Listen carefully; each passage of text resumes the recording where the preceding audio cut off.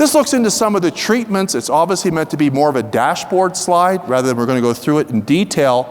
What I can say is, and I think, Vlad, you'd agree, that the SSRIs have not been consistently helpful here. No. And this is clearly a significant problem.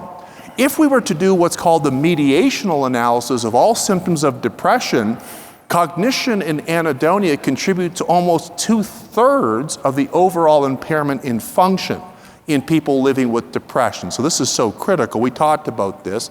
So this is just a sampling. Glutamate, you see ketamine, of course S-ketamine. You see some of the antipsychotics there, lumateperone, some data now, cariprazine, some data. Now you can see kappa opioid receptor antagonists, anti-inflammatories, 5-HT2A agonists like psilocybin. Wow, that's quite a list, and that's not even a full list. So there's been a lot of interest in trying, in fact, to really identify a viable, scalable, safe, tolerated, accessible, affordable treatment that can actually benefit this particular dimension.